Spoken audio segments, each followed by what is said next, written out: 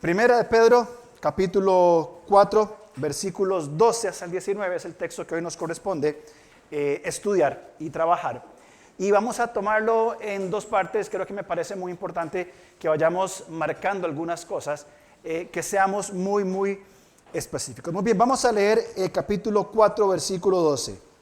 Amados, no os sorprendáis del fuego de prueba que os ha sobrevenido, como si alguna cosa extraña os aconteciese, sino gozaos por cuanto sois participantes de los padecimientos de Cristo, para que también en la revelación de su gloria os gocéis con gran alegría.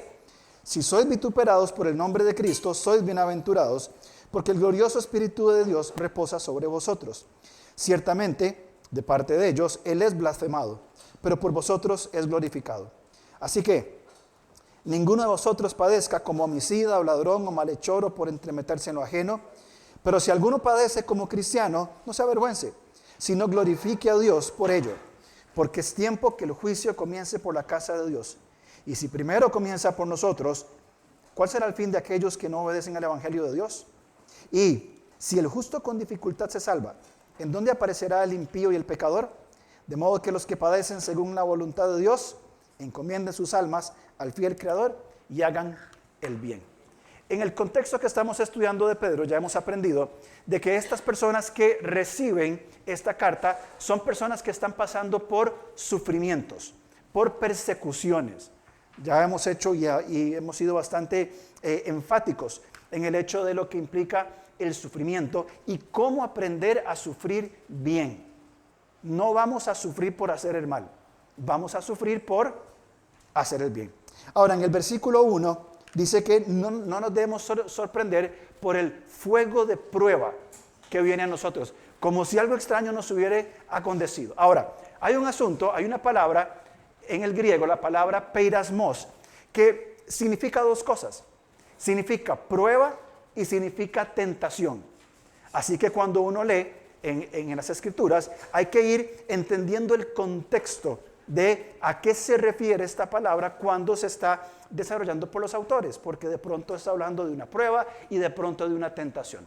Pedro va a decir entonces, no se sorprendan. ¿Por qué se sorprenden que están sufriendo?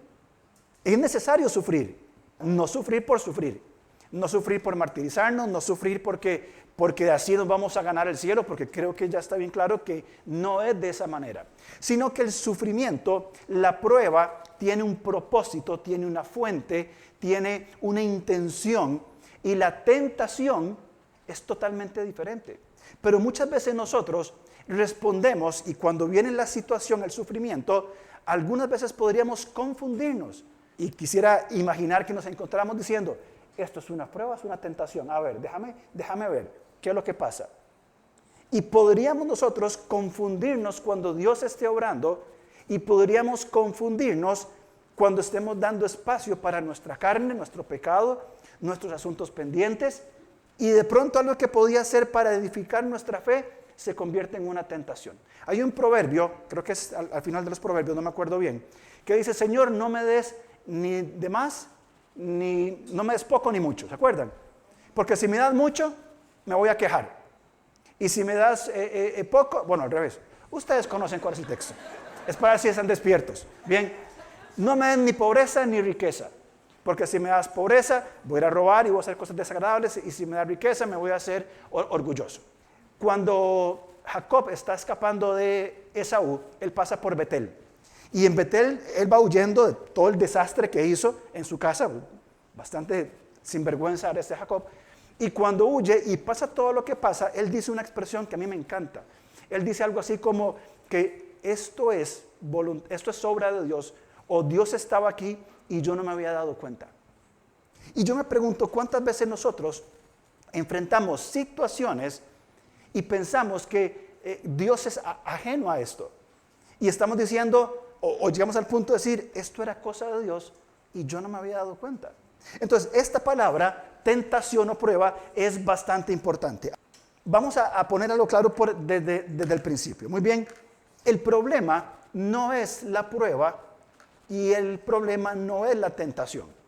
Son cosas de la vida diaria. Una enfermedad, una pérdida de trabajo, a todos nos pasa. Bien, nadie está exento. Ninguno, ni el pastor, ni otra persona, todos estamos expuestos al sufrimiento. ¿Dónde está la variante ante las pruebas y las tentaciones que vamos viviendo? En nuestro corazón. Porque el fuego que solidifica y hace puro el oro es el mismo fuego que puede derretir una candela. Entonces no depende del sufrimiento, depende del corazón. Porque las pruebas son como el oro. De hecho, Santiago y Pedro hablan de esto. Las pruebas son como el oro, o tienen el propósito del oro. Van a sacar lo malo que está en nosotros. Vienen a purificar, vienen a quitar las escorias, las basuritas del corazón, para que nuestro carácter sea más puro. Y después de la prueba saldremos ¿cómo? Fortalecidos. Pero cuando viene la tentación y nuestro corazón no está preparado para huir de ella, lo que va a pasar es que se va a derretir y vamos a ceder. Entonces, partamos por el principio de decir que el problema no es la prueba, no es la tentación, es mi corazón. Y si vamos a nuestro amigo Jeremías, ¿qué nos va a decir Jeremías? El corazón es malo y engañoso. Entonces tenga mucho cuidado con su corazón. Y Proverbios nos va a decir que si tenemos que guardar una cosa, ¿qué tenemos que guardar? ¿Por qué? Porque de él mana la vida. Ahora, ¿qué es el corazón? Vamos a resumir como esa armonía maravillosa de lo que pienso, siento y hago. Y mi corazón me va a ir dictaminando cuáles son los pensamientos que pongo en mi mente, cuáles son las emociones que permito y cuáles son las acciones que yo decido ir tomando. Por eso el fuego, el sufrimiento, viene a fortalecer nuestro carácter. Y la tentación viene a debilitar nuestro carácter delante del Señor. Por eso esa necesidad de estar constantemente regresando a Dios. Hoy leía en la mañana un libro que me encanta, lo estoy leyendo por segunda vez y es como que, qué rico, es muy práctico. Y él decía, tenemos que habituarnos a constantemente volver a Dios. Y él decía, ponía su ejemplo, yo tengo bebés pequeños, él decía, después de cambiar un pañal, mi mente tiene que volver a Dios. Mientras voy al trabajo y lidio con el correo electrónico, mi mente tiene que volver a Dios. Eso es permanecer. Y ahí vamos caminando en este proceso de formación del carácter. Entonces, el sufrimiento no habla de nuestro destino, ni en este mundo, ni en el más allá, como diría el gladiador. Bien, no marca nuestro destino, revela dónde hemos estado plantados durante la vida. El sufrimiento va a mostrarnos dónde estamos nosotros plantados, ¿ok? Ahora, vamos a dedicar esta mañana, estos 17 minutos que nos quedan, a aprender o reforzar cuál es la diferencia entre prueba y tentación. ¿Para qué? Para que nuestro corazón sepa cómo responder cuando vengan esos eventos de la vida. Cuando viene peirasmos a nosotros, ¿qué debo de hacer? ¿Debo soportar? ¿Debo huir? ¿Debo buscar al Señor para que Él siga fortaleciendo mi carácter? ¿O debo, como José, huir? Y si tengo que huir desnudo, lo voy a hacer. ¿Se acuerdan cuando estaba con la esposa de Potifar? ¿Cómo haría yo este grande mal y pecaría contra Jehová? Entonces, vamos a verlo. Ustedes me conocen, perdón por mi cuadradez, pero creo que es muy estructurado cuando lo entendemos así. Vamos a hacer un examen la otra semana con todos los espacios en blanco y quien no lo llene bien va a tener una disciplina. Vamos a ver qué implica la prueba. Muy bien, ¿qué es la prueba? Vamos a leer Santiago, por favor, acompáñeme un par de páginas para atrás. Porque Santiago, medio hermano del Señor Jesucristo, él nos enseña sobre esto. Santiago 1:12 dice, bienaventurado el varón que soporta peirasmos, bueno, tentación o prueba, que soporta la tentación, porque cuando haya resistido la prueba, recibirá la corona de vida que Dios ha prometido a los que le aman. Cuando alguno es tentado, no diga que es tentado de parte de Dios, porque Dios no puede ser tentado por el mal, ni Él tienta a nadie. Y resalte por favor eso, ni Él tienta a nadie. Sino que cada uno es tentado cuando su propia concupiscencia es atraído y seducido. Entonces, Santiago nos va a enseñar que la prueba, y Pedro y otros textos más, y yo me lo imagino así, yo me imagino el texto de Santiago y el de Pedro, y debajo todo un cuadro, todo un dibujo, todo un fresco que dibuja la vida de Job. Porque Job va a ilustrar lo que implica el aprender a sufrir bien. Entonces, cuando hablamos de la prueba, tenemos que entender que este sufrimiento lo que nos va a guiar es a que nuestra fe madure. Santiago capítulo 1, versículo 2. Hermanos míos, tened por sumo gozo cuando os halléis en diversas pruebas. Santiago, ¿en serio, hermano? O sea, me va como me va y usted quiere que yo esté gozoso. Es que el problema no es el sufrimiento. El problema no son las situaciones que estamos pasando. El asunto es mi corazón. Entonces Santiago nos está diciendo que estemos muy gozosos. ¿Por qué? Porque este sufrimiento que estamos atravesando, aunque no nos gusta y no queremos estar ahí, va a traer un fruto de una cosa tan maravillosa para nuestra vida como lo es, versículo 3, sabiendo que la prueba de esta fe produce paciencia, la capacidad de soportar. Versículo 4, tenga la paciencia su obra completa para que seáis perfectos. Entendemos que es perfecto, ¿no? Maduros. Y Santiago va a escribir 3 veces la misma palabra, con otros sinónimos. Para que seáis perfectos, cabales, sin que os falte cosa alguna. Para que sean completos, completos y completos. Para que sean bien maduros. Y luego va a decir, en el versículo 5, y si alguno de vosotros tiene falta de sabiduría, pídala a Dios, el cual la va a dar abundantemente y sin reproche, y le será dada. Entonces, la prueba tiene que ver con madurar nuestro carácter. ¿Es bueno sufrir? ¿Nos gusta? Por supuesto que no. Produce un dolor, produce llanto, produce tristeza, pero al final, cuando pasamos la prueba, podríamos decir como Job, Señor, aquí estamos, Señor, de oídas yo te había oído, mas ahora mis ojos te ven. Ahora entiendo quién es Dios y qué está obrando en mí. Ahora, esta prueba, la prueba proviene de Dios. Bien, entendemos que tiene que ver con esta actitud de soportar. Esta palabra paciencia no es la paciencia que tenemos cuando hacemos cosas que no nos gustan. Cuando estamos en una presa o en una fila, o cuando nos toca ir a comprar las verduras en el supermercado, que es realmente bochornoso eso, al menos para mí. Pero no es esa paciencia, ay, qué pereza. No, es la disposición de saber que este sufrimiento, disposición de ánimo, que este sufrimiento va a formar en mí un carácter, que al final de todo va a ser algo bueno y que va a ser algo necesario para mi vida. Ahora, Dios es quien promueve esto. Y hay 2 elementos importantísimos en cuanto a la prueba: la soberanía y la providencia de Dios. Muy bien, cuando hablamos de la soberanía de Dios, es que nada escapa de la voluntad de Dios. El soberano es el más alto. No hay nadie por encima de él. Así que no hay nadie que pueda dictaminar otra cosa que no sea dentro de la voluntad de Dios. Nadie. ¿Y Satanás? No, nadie. Y alguna fuerza, él es el soberano. Él es el primero, el de más arriba. No hay nadie más quien pueda establecer, decidir si una hoja cae o un cabello de nuestra cabeza cae. Nadie más. Y la providencia de Dios es esa voluntad de Dios, algunos llaman esa voluntad permisiva, donde Dios va manejando y va llevando esos hilos de la historia de la humanidad. Dios está por encima y está sobre todas las cosas. Entonces, las pruebas que vimos nosotros no vienen con el fin de destruirnos. ¿Nos gustan? Por supuesto que no. Vienen con el fin de edificar. Ahora, veamos por ejemplo, hay aquí algunos textos. Vamos a Gálatas 4:4 rápidamente, por favor, porque quiero pasar al tema de la tentación. Gálatas capítulo 4, versículo 14, dice, leemos del 13, pues vosotros sabéis que a causa de una enfermedad del cuerpo os anuncié el evangelio al principio, y no me despreciasteis ni me desechasteis por la prueba, esta enfermedad o fuera lo que fuera, que tenía en mi cuerpo, antes bien me recibisteis como a un ángel de Dios, como a Cristo. Pablo habla de una incapacidad. En Corintios va a decir que él tiene un aguijón en la carne. Aquí habla que tiene algo en su cuerpo.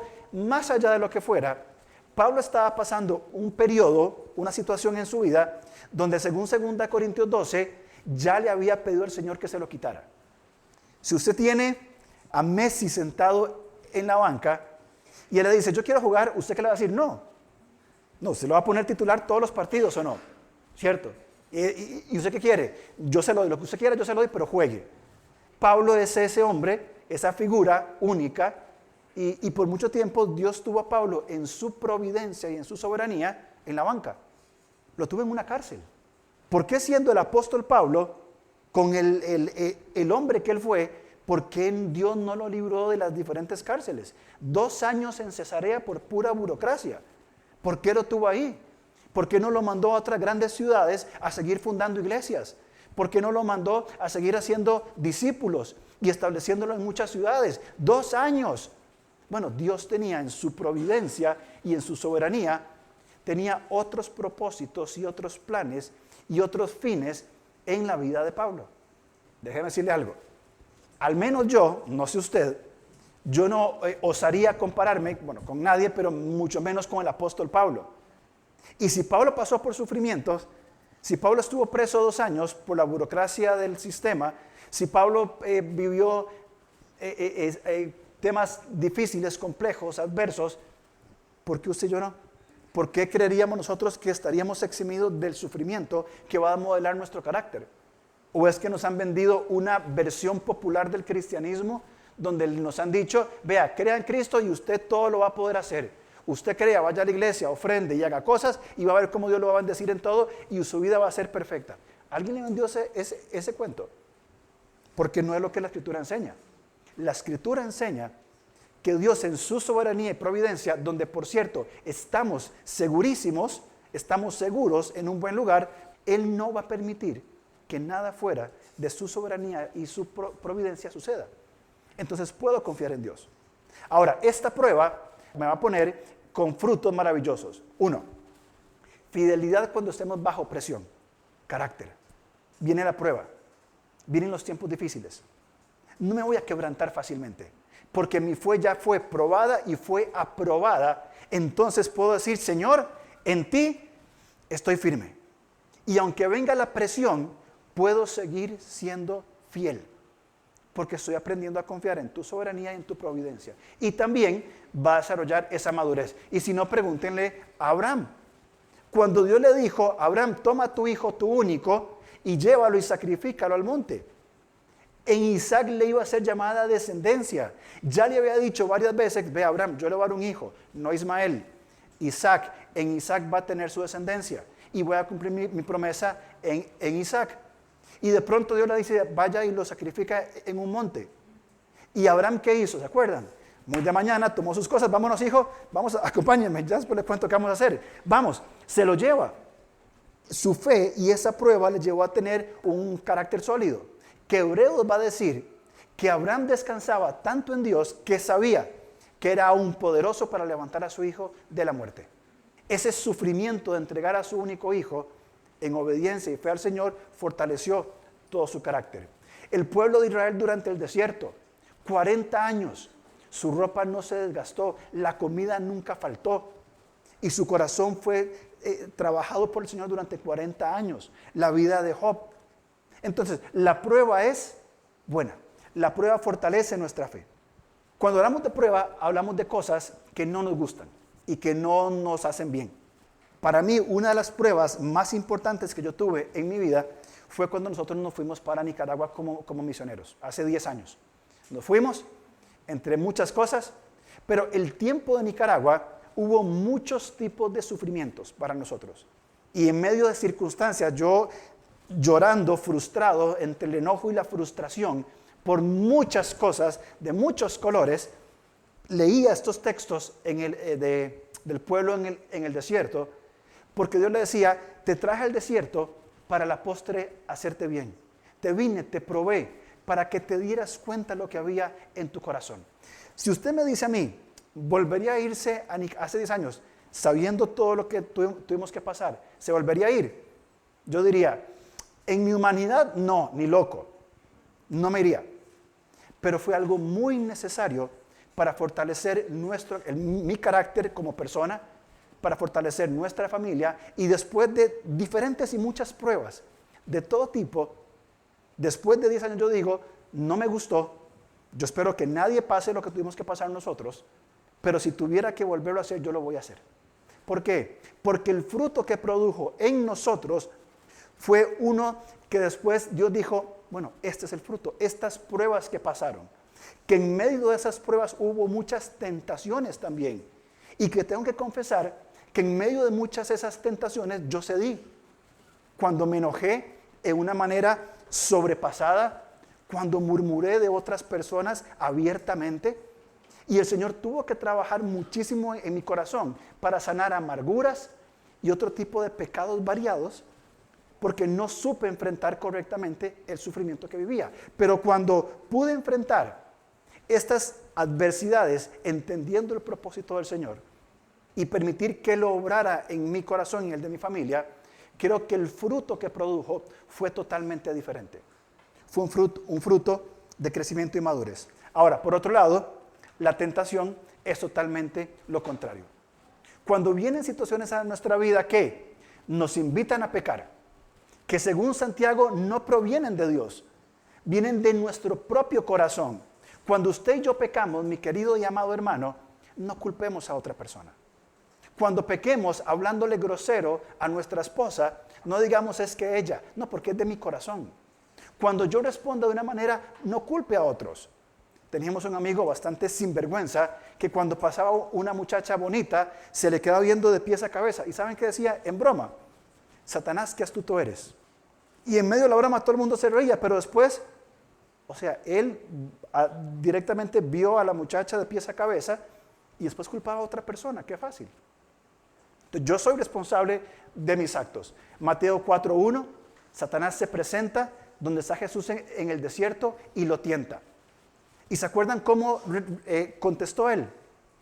Escrito está, escrito está, escrito está. Él confiaba en el poder de la palabra y sabía dónde podía descansar. La tentación va a buscar en nosotros presión para ceder. Este sufrimiento, esta cosa que vivimos, es presión para ceder. Antes decíamos fidelidad bajo presión, ahora es presión para ceder y busca hacernos pecar. ¿Se acuerda usted Adán y Eva? ¿Se acuerdan? Capítulo 3 de Génesis, la caída. Dios fue claro, Él estableció. Pero la autonomía de Eva, ¿qué dijo? Dios dijo, coman de todo. Y Eva dice que vio el fruto, lo codició y lo tomó. Esos tres verbos están ahí. Ver, codiciar y tomar. En el capítulo 6 y 7 de Jueces está la historia de Acán. No podían tomar nada de Jericó. Tenían que entregar todo para destrucción. Y nuestro amigo Acán entra y dice que él vio unas monedas de plata, unos lingotes de oro y un manto babilónico muy bueno, dice él. ¿Y qué pasó con Acán? Él vio el oro, la plata y la ropa, la codició y la tomó. ¿Qué pasó después de eso? ¿Se acuerdan? Toda su familia murió. El pueblo de Israel, cuando fueron a enfrentar al poblado de Ai, murieron 36 personas. Responsabilidad de Acán. Cuando Dios saca a la luz el pecado de Acán, Acán y su familia mueren porque él cedió a la tentación. Cuando era el tiempo de que los reyes salieran a la guerra, David se quedó en casa. Y una tarde se levantó en su azotea y vio una mujer que se bañaba, evidentemente desnuda. La vio, preguntó quién era. Le dijeron que era la esposa de uno de sus mejores guerreros. La codició y la mandó a traer. Se acostó con ella y después mandó a asesinar al esposo de esta mujer. Vio, codició y tomó. ¿Se dan cuenta cómo nosotros, ante las situaciones de la vida, podemos ser muy prontos para dejarnos llevar por un corazón engañado y que ese sufrimiento que nos toca vivir, o esa fuerza de dependencia, si tan solo Eva hubiera tenido esa fuerza de dependencia, de buscar al Señor, Señor, la serpiente me dijo, si tan solo Acán se recordara las palabras de Dios, de que todo lo que estaba en Jericó no podían tomar nada. Si tan solo David recordaba que tenía otras esposas y que esa mujer no podía tomarla porque no era su mujer y no era un objeto y que era de uno de sus mejores hombres y hubiera vuelto al Señor, si su mente hubiera aprendido a regresar al Señor, probablemente no estaríamos contando esas historias. ¿Enfrentaremos sufrimientos en nuestra vida? Sí. ¿Son los sufrimientos un problema? No, no lo son. El problema es si mi corazón está dispuesto a aprender a entender esta palabra, peirasmos, entenderla como, Señor, permites esto y quiero descansar en esta prueba. Quiero descansar en ti, Señor, para que tú fortalezcas mi carácter. Y voy a soportar. O poder identificar estos eventos como una tentación. Y así como José, que dice Génesis 39, que Dios estaba con José. Y por eso José prosperaba. Que él diga, que digamos, ¿cómo haríamos nosotros este grande mal y ofendería a Dios? ¿Cómo lo haría? Hablamos de la diferencia entre la prueba y la tentación. Bien, un sufrimiento, y aquí comparto algo muy personal. Creo que muchas veces nosotros, si no discernimos bien, podríamos convertir a lo que podría ser de edificación en una tentación cuando respondemos de una manera equivocada y no buscamos esa dependencia con el Señor. Muy bien, entonces vamos a hablar de cómo seguimos aprendiendo a sufrir bien. Vamos a leer otra vez 1 Pedro 4:12 y aquí nos va a hablar primeramente de la actitud. Y le hago esta pregunta: ¿qué actitud tenemos nosotros cuando enfrentamos el sufrimiento? ¿Qué actitud? Es decir, ¿cómo me predispongo a responder cuando eventos de sufrimiento vienen a nuestra vida? Hablemos de una enfermedad, como oramos por don Jorge y doña Marlene. Son adultos mayores, mayormente solos. ¿Cómo responder ante una enfermedad ya por un tiempo sostenida? ¿Cómo respondemos cuando perdemos el trabajo o tenemos pérdidas de nuestros recursos económicos y no hay un ingreso constante?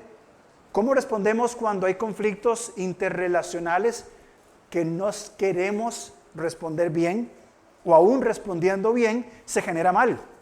Porque hay un conflicto, veo las escrituras, respondo conforme a la Biblia y más bien pareciera que el problema se hace más grande. ¿Cómo respondemos ante conflictos emocionales? Cuando viene la tristeza o el enojo o la preocupación y se queda permanentemente y sigue siendo un factor determinante en nuestra vida. ¿Cómo respondemos ante eso? ¿Cuál es la actitud que asumimos? Y Pedro nos va a decir eso en el versículo 12. Nos va a enseñar entonces actitudes. 12. Amados, no os sorprendáis del fuego de prueba que os ha sobrevenido, como si alguna cosa extraña os aconteciese. En primer lugar, Pedro va a decir, no se asombren. Bien, y podríamos comenzar a hablar largo sobre esto, por ejemplo, que vivimos en un mundo caído. Y vivir en un mundo caído trae ya de por sí serias consecuencias. Podríamos decir también que vivimos o convivimos con nuestro deseo o nuestra tendencia hacia el pecado. Y tenemos debilidades en una u otra área de nuestra vida. Y Pedro va a decir, no se sorprendan, es algo normal. Todos vamos a pasar por sufrimiento, por fuegos de prueba. No existe persona en este mundo que no haya sufrido. ¿Por qué yo debería ser exento? ¿Por qué la iglesia debería ser exenta al sufrimiento? Porque somos la iglesia.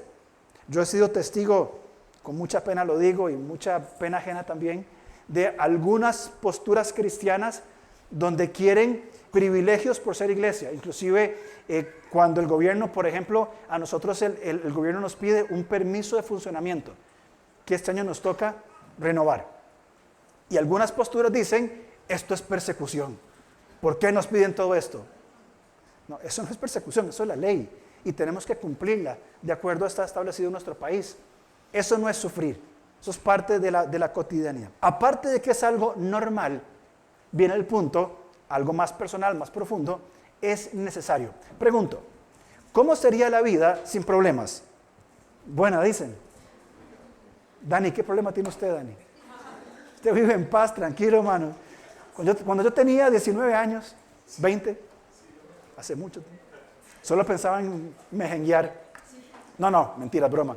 Hay tensiones, por supuesto, en todo nivel. Todos sufrimos, padecemos diferentes cosas. Muy bien, pero la vida sin problemas sería una vida extremadamente lineal. ¿Cómo sería nuestro carácter si no enfrentamos desafíos? ¿Cómo sería todo si todo fuera bueno, y no hay de pronto algún obstáculo que superar?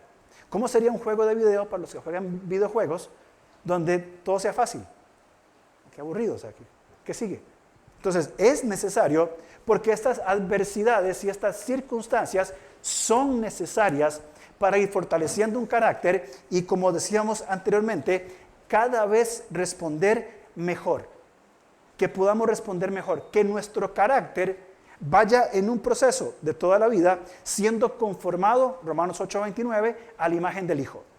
Para que ese carácter se forme es necesario las pruebas. Tenemos que enfrentar esas adversidades. Volvamos a Santiago capítulo 1 y leámoslo este texto 1, 2 y 5 desde esta perspectiva que estamos comentando. Santiago 1, versículos 2 hasta el 5. Hermanos míos, tened por sumo gozo cuando os halléis en diversas pruebas. Ya tenemos la capacidad de distinguir el concepto de prueba de tentación. Sabiendo, por eso es que es necesario, porque sabemos. ¿Me explico? Sabemos que tenemos que enfrentar los padecimientos, sabiendo que la prueba de vuestra fe produce paciencia. Cuando hablamos de paciencia, estamos hablando de esa disposición a llevar el peso con el fin de recolectar el fruto deseado. Es una largura de ánimo, una disposición. Es la idea de, yo sé que esto no es fácil, pero voy a poner esta carga encima mío y la voy a llevar y voy a caminar. No es fácil, pero yo sé que es bueno. Yo sé que es necesario para mí. Versículo 3, el 4, perdón. Mas tenga la paciencia su obra completa, para que sean maduros. Haya madurez de carácter. Y si alguno de vosotros tiene falta de sabiduría, pídale a Dios, el cual da a todos abundantemente y sin reproche. Fíjense que Santiago comienza hablando de lo importante que son las pruebas. Hermanos, tengan por sumo gozo cuando tengan pruebas. Voy a estar bien por sufrir. Sí, porque cuando enfrenten la prueba, al final, ¿qué van a hacer? Van a ser sabios. Porque la prueba me va a llevar a la paciencia me va a llevar a esa madurez, y la madurez me va a llevar a esa sabiduría. Entonces, cuando esté en este proceso de madurez, que no es un proceso de 2 meses o de 3 pasos, 3 pasos para ser santos, ¿saben qué lindo sería, verdad? Paso número 1. Y no es así. Es un desarrollo de toda la vida del carácter donde estemos constantemente regresando a Jesús, que es la permanencia.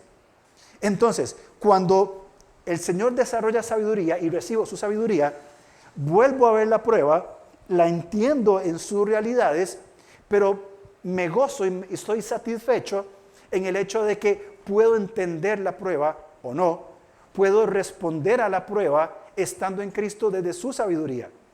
Entonces ahí tiene gozo, porque estoy aprendiendo a responder bien. Ahora, ¿qué pasa si yo no respondo ante la prueba con sumo gozo? Y soy cristiano. Soy cristiano, pero estoy sufriendo. Quiero ser fiel, pero esto no es justo. Yo amo a Dios, pero también me gusta el mundo. Y no quiero sufrir, pero sí. Versículo 8. El hombre de doble ánimo es inconstante en todos sus caminos. Literalmente, el hombre que tiene 2 mentes, 2 formas de pensar. Hablamos de una ambivalencia.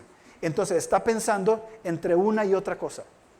Bien, por eso es que el sufrimiento es necesario. Volvamos a Pedro. Versículos 13 y 14. Dice Pedro, si no gozaos, igual que habla Santiago, por cuanto sois participantes de los padecimientos de Cristo, para que también en la revelación de su gloria os gocéis con gran alegría.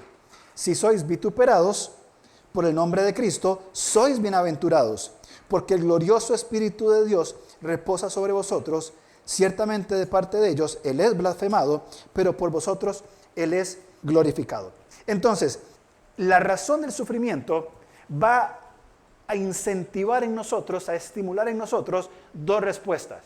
1, gócense, porque ese gozo los lleva a vivir una bienaventuranza, una plenitud de satisfacción en Cristo, no satisfacción exenta de problemas, satisfacción en la permanencia en la sabiduría de Cristo para saber cómo mantenernos respondiendo a esas adversidades que van a tardar toda la vida.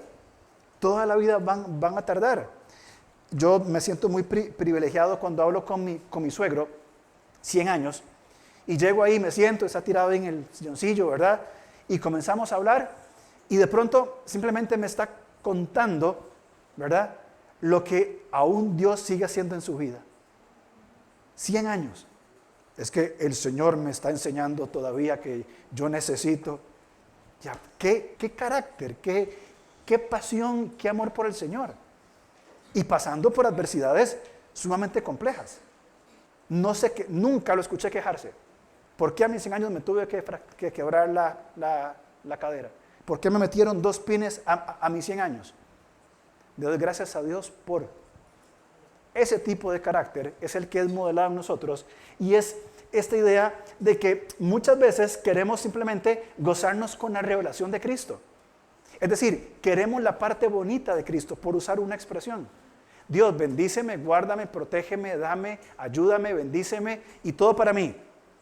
Pero no estamos dispuestos a pagar el precio, si cabe la palabra, de sufrir junto con Cristo, que es una y otra vez, esto es llamado en las Escrituras a identificarnos con sus padecimientos. Y no estamos hablando de buscar el sufrimiento como si el sufrimiento en sí fuera redentor. Estamos hablando que la actitud para entender la razón del sufrimiento va a ir dándome esa templanza, esa mansedumbre, ese carácter que procede entonces de identificarme con los sufrimientos de Cristo, con las actitudes de Cristo. Yo estoy muy preocupado por algunas conversaciones que tengo con personas de esta y de otros lugares sobre la indisposición o la falta de capacidad de no puedo orar ni leer la Biblia. A mí me asusta, me preocupa, hermanos, muchas veces creyentes de muchos años, como dice Hebreos, que debiendo ser ya maestros, insisten en que no pueden leer la Biblia, que les cuesta mucho. Pero sí, estamos pidiendo que Dios nos bendiga y que me provea y que me guarde. Y si no lo hace, hay de Él, porque entonces yo me alejo del Señor y de la iglesia. Pero no estamos dispuestos a pagar el precio, si cabe la palabra pagar el precio, de identificarnos con sus sufrimientos. Por otro lado, el texto habla sobre la bienaventuranza, de que el Espíritu mora en nosotros y que quienes persiguen, quienes maltratan a estos receptores de Pedro, ellos están blasfemando y van a enfrentar el juicio de Dios, que es lo que sigue. Versículos 15 al 19. Así que ninguno de vosotros padezca como homicida o ladrón o malhechor o por entremeterse en lo ajeno. Pero si alguno padece como cristiano, no se avergüence. Glorifique a Dios por ello, porque es tiempo que el juicio comience por la casa de Dios. Y si primero comienza por nosotros, ¿cuál será el fin de aquellos que no obedecen el evangelio de Dios? Y si el justo con dificultad se salva, ¿dónde aparecerá el impío y el pecador? Bien, entonces, el sufrimiento va a aparecer por 2 formas, según lo que dice Pedro. El sufrimiento puede aparecer por hacer el mal. Y usted y yo podemos identificarnos con esa línea. Estoy sufriendo por hacer el mal. Por ser un homicida. ¿Algún homicida aquí? No, por favor, no confiese. Aquí. ¿Algún ladrón? ¿Algún metiche? Es diferente. Entonces, Pedro está diciendo, ninguna sufra por hacer el mal. Y más allá, bueno, qué dicha, mi pecado no está ahí, entonces, estoy liberado. No se trata de eso. Se trata de que ninguno sufra por hacer el mal. ¿Por qué? Porque somos responsables de nuestros actos. Si yo hago o digo algo, no puedo responsabilizar a otra persona o a las circunstancias. Soy responsable de mis actos. Por tanto, si yo sufro por hacer el mal, ya está. Es responsabilidad mía. Ahora, Pedro enfatiza de que va a haber un juicio. Y va a haber también juicio sobre nosotros los creyentes que tenemos a Cristo como abogado, pero daremos cuentas. Ahora, otra forma de sufrir, según el texto, es por ser cristiano. Versículo 16. Pero si alguno padece como cristiano, por guardar su fe, sus principios, no se avergüence. Si usted sufre porque le digan pandereta o porque lo pongan de lado por sus principios, que yo sé que es una lucha constante en muchas personas, de tener que ir a trabajos, centros de estudio, que los vean raro, como estudiamos hace un par de semanas. A ellos les parece cosa extraña que no participemos en el desenfreno de pecado que ellas participan y los insultan. Bueno, no se avergüence, glorifique a Dios. Vean, nuestro mundo está tan al revés que las cosas que son buenas, cuidar nuestro cuerpo, nuestra mente, nuestras emociones, hoy son algo absurdo. Y que el hecho de destruir nuestro cuerpo es algo cotidiano. Yo hablaba con Mari, Mari Sale, tiene sus amigos en AU, y me contaba cómo estos muchachos de 19, 20 años, que mayormente tienen todo lo que ellos quieren, su vida gira en torno a esto, en cómo disfrutan de tomar, drogarse, vivir en inmoralidad sexual, en la fiesta. Y cuando Mara dice, no, es que yo no tomo, yo no fumo, dice, ¿cómo? ¿Y usted qué hace? Voy a la iglesia. No, pero cuando dice esto, y aún ese conflicto en medio de un montón de pares, tengo que marcar una diferencia. Bueno, no suframos por hacer el mal. Suframos porque mantenemos una identidad sólida en Cristo que sigue regresando constantemente a Él. Y que si nos van a insultar o a padecer, uno, que no nos dé vergüenza. Porque sabemos de qué lado de la historia estamos. De qué lado de la victoria estamos. Si no, glorifique a Dios. ¿Por qué? Porque va a haber juicio. Fíjense, tanto para los que hacen el mal o los creyentes seremos juzgados. Y lo hablamos hace un par de semanas, cuando hablamos en textos, en Corintios y en Romanos, de que es necesario que comparezcamos ante el tribunal de Cristo. Tenemos nuestro abogado, 1 Juan capítulo 1, 1 Juan 2, Cristo es nuestro abogado. Quiero terminar reflexionando en algo y por favor acompáñenme al Salmo 1. El Salmo 1 es un salmo que yo me deleito. Esta semana voy a estar en campamento y voy a tener los devocionales con el equipo. Adivina qué vamos a hablar del Salmo 1. Porque este salmo es riquísimo y es maravilloso. El Salmo 1 nos va a representar este concepto de entender prueba y tentación y nos va a representar las actitudes que presentamos ante la prueba y la tentación. ¿Cómo? La prueba puede verse como un árbol frondoso junto a aguas de reposo, que aun cuando venga la tormenta va a estar firme. También puede verse con tiempos secos y aún, aunque el Salmo dice otra cosa, pero es una ilustración simplemente, aún en medio de adversidades seguimos estando firmes. Salmo 1. Bienaventurado el varón, no anduvo en consejo de malos, ni estuvo en camino de pecadores, ni en silla de escarnecedores se ha sentado. Es decir, el hombre que ha afrontado las tentaciones desde una respuesta correcta. Porque tanto el consejo de los malos, el camino de los pecadores y la silla de los burladores siempre son una tentación. Y si me adapto al mundo, los que recibieron la epístola de Pedro podían decir, ¿y si renuncio a mi fe? ¿Y si nego a Cristo? ¿Y si realmente me acomodo como estaba antes, que era más práctico? Dice que son bienaventurados los que resisten la tentación. ¿Por qué? Versículo 2. Sino que en la ley de Jehová está su porción, su delicia, su rebanada, su parte, su permanencia. Y en su ley medita de día y de noche. Cuando nosotros entendamos que la palabra de Dios es mi porción, es mi deleite, y en ella medito día y noche. El concepto de meditar en los judíos no es que me siento por 10 minutos en la mañana y me pongo la mente en blanco a ver qué pasa. El concepto de meditación es estar repitiendo en voz baja durante todo el día la palabra de Dios. Bienaventurado el varón que no anduvo en consejo de malos, que no estuvo en silla de pecadores. Esa repetición como un susurro y estarlo diciendo, estarlo escribiendo, estarlo recordando todo el día. ¿Qué es? Permanecer en Cristo, estar volviendo constantemente a Él. Entonces se va a ver que más allá de las circunstancias que puedan estar pasando, más allá de las temporalidades, tiene que ver con una profunda raíz. Cuando hablamos de una profunda raíz, aunque el árbol sea más pequeño, esto me habla de una permanencia. Estamos arraigados en Cristo. Juan capítulo 15, ¿se acuerdan? Todo aquel que permanece en mí lleva fruto. Y luego va diciendo que si seguimos permaneciendo, llevamos fruto, mucho fruto, más fruto, fruto para vida eterna. Un desarrollo de un fruto que viene por estar en Cristo, no por hacer un montón de cosas. Y esto tiene que ver con la fe madura. La fe madura, según el Salmo, ha huido de la tentación, ha soportado la prueba, huye. La fe madura sabe huir, viene la tentación y ha aprendido a huir. ¿Por qué? Porque permanece en Cristo. Pero la fe madura también soporta la prueba, porque entiende que esto va a fortalecer su carácter. Por eso este hombre del Salmo 1 es bienaventurado, porque sabe huir de la tentación y sabe soportar la prueba, porque está arraigado, está sostenido en Cristo. Ahora, en el versículo 2 dice, en su ley medita de día y de noche. Me habla de una constancia.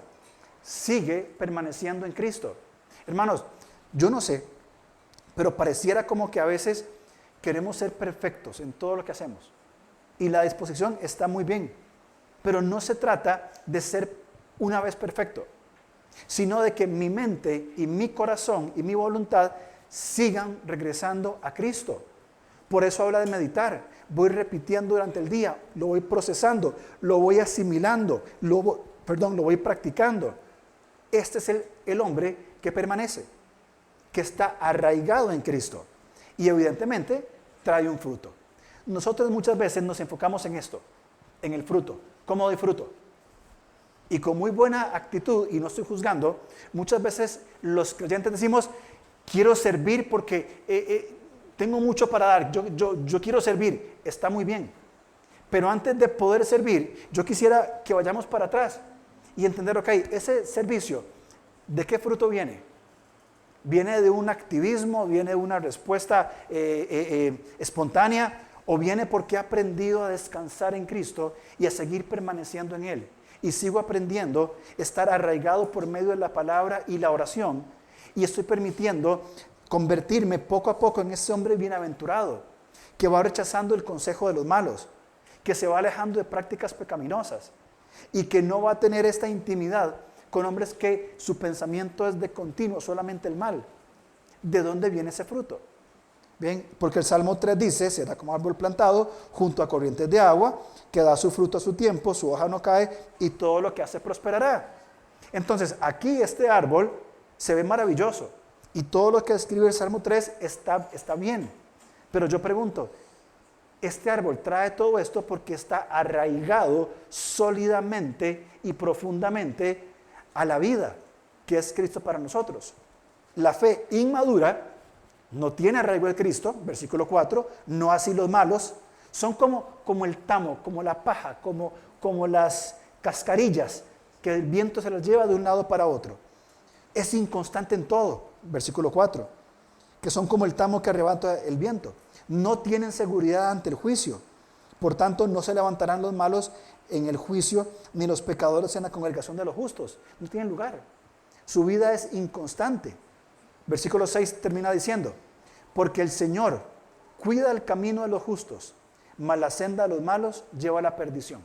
Cuando nosotros enfrentamos el sufrimiento, cuando nosotros enfrentamos las tentaciones, tenemos que recordar este texto. Dios cuida el camino de los justos.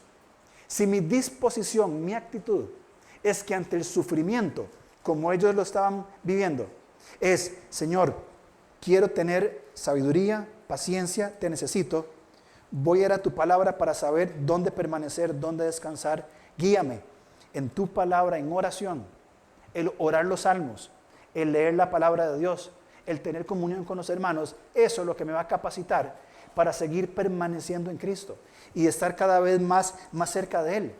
Y puedo caminar y probablemente falle, pero en ese fallo voy a poder volver al Señor otra vez. Señor, aquí voy otra vez. Y mantengo en esta dinámica de dependencia de Él. ¿Cómo se ve esto cuando no aprendemos a responder? El hombre primero del Salmo 1 se ve como este árbol, frondoso, junto a la vida, a corrientes de agua, con su fruto, sus hojas. Pero fíjense en la raíz, profunda, arraigada, alimentándose del agua. Todo lo que sale viene de esta raíz. Los malos, que son como el tamo que arrebata el viento, es como este árbol que no tiene raíz, que ha sido arrancado, no trae fruto, no trae hoja, no tiene hojas. La gran diferencia es la raíz. Esa raíz tiene que ver con nuestra permanencia en Cristo. Cuando nuestro corazón, cuando nuestra mente esté constantemente regresando a Cristo y su palabra, cuando nuestras emociones sean canalizadas a la persona de Cristo y entendidas desde las Escrituras, cuando mi voluntad siga arraigada, es decir, quiero ir para acá, pero estoy tan arraigado que sé cómo puedo caminar. Siempre en la permanencia, en el descanso en Cristo. en la palabra, en la oración, en la comunidad, en la dependencia del Espíritu Santo. De otra manera, no hay forma de poder sufrir bien. De otra manera, podríamos estar convirtiendo nosotros las adversidades en tentaciones y no disfrutar aún del extraño fuego de prueba que puede ir sobre nosotros. ¿De qué depende? De la actitud de mi respuesta. ¿Cómo voy a responder? ¿En mi autonomía o en el poder del Espíritu Santo por medio de la palabra y la oración?